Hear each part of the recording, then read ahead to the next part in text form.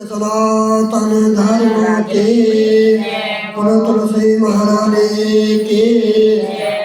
ओम वंदे देव उमापतिं सुरगुरुं वंदे जगत कारणं वंदे पन्नगभूषणं मृगधरां वंदे पशूनां पतिं वंदे सूर्यशशाङ्कवैनयनं वंदे मुकुन्दाप्रियं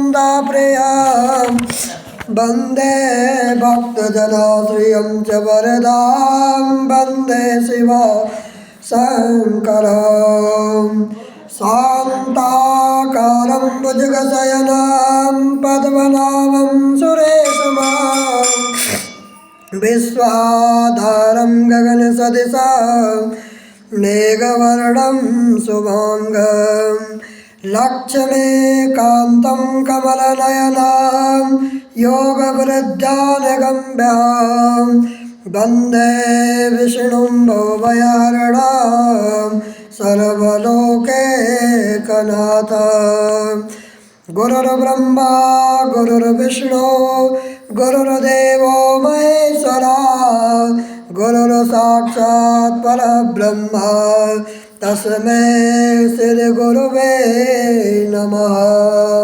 बोलो सद्गुरुदेव भगवान की, बोलो सत्य सनातन धर्म की, बोलो तुलसी महारानी की, बोलो शालिग्राम भगवान की। ओम नमः पार्वती पतये हर हर महादेव। नारद जी बोले, दैत्यों के तीक्ष्ण प्रहारों से व्याकुल देवता इधर उधर भागने लगे।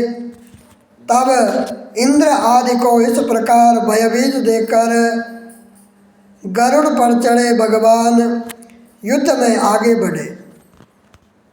उन्होंने अपने सरांग नामक धनुष उठाकर बड़े जोर से टंकार किया। त्रिलोकी शब्दित हो गई। पल मात्र में ही भगवान विष्णु ने हजारों दैत्यों के सिर काट गिराए। यह देखकर जलंधर के क्रोध की सीमा न रही। तो फिर भगवान विष्णु और जलंधर का महासंग्राम हुआ। बाणों से आकाश भर गया। लोग आश्चर्य करने लगे। भगवान विष्णु ने अपने बाणों के वेग से उस दैत्य की ध्वजा, छत्र और धनुष बाण काट डाले तथा एक बाण से उसकी छाती में प्रहार किया। इससे व्यथित हो उसने अपने प्रचंड गदा उठाकर गरुड़ के मस्तक पर दे मारी। गरुड़ पृथ्वी पर गिर पड़ा। साथ ही क्रोध से उस दैत्य ने ओंठ काटे और भगवान विष्णु की छाती में भी एक तीक्ष्ण बाण मारा। इसके उत्तर में भगवान विष्णु ने उसकी गदा काट दी और अपने सारंग धनुष पर बाण चढ़ाकर उसको बींधना प्रारंभ किया। जलंधर भी उन पर अपने पहने बाण बरसाने लगा। उसी समय जलंधर ने भगवान विष्णु को कई पैन बाण मारकर वैष्णव धनुष को काट डाला। धनुष कट जाने पर भगवान ने गदा ग्रहण कर ली और शीघ्र ही जलंधर को खींचकर मारी भी, परंतु उस अग्निवत अमोद गदा की मार से भी वह चलयमान न हुआ और मंदोदत हाथी के समान उसे ज्ञानी गदा की मार को फूल की माला ही जाना। साथ ही उस युद्ध द्रुमुद ने अत्यंत ही क्रोध होकर एक अग्निमुख त्रिशूल उठाकर विष्णु पर छोड़ दिया। भगवान विष्णु ने शिव के चरणों का स्मरण कर नंदक नामक त्रिशूल से उसके त्रिशूल को छेद दिया। जलंधर ने झटक कर भगवान विष्णु की छाती में एक मुष्टिका मारा। उसके उत्तर में भगवान विष्णु ने भी उसकी छाती पर अपनी मुष्टिका का प्रहार किया।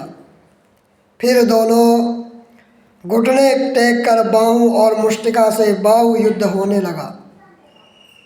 कितनी ही देर तक भगवान विष्णु उसके साथ युद्ध करते रहे, वह कुछ श्रमित से हो गया।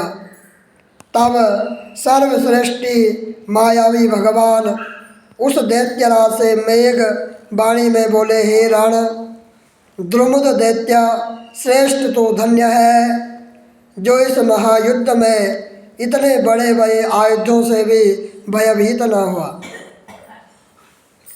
तेरे इस युद्ध से मैं बड़ा प्रसन्न हूँ। तू चाहे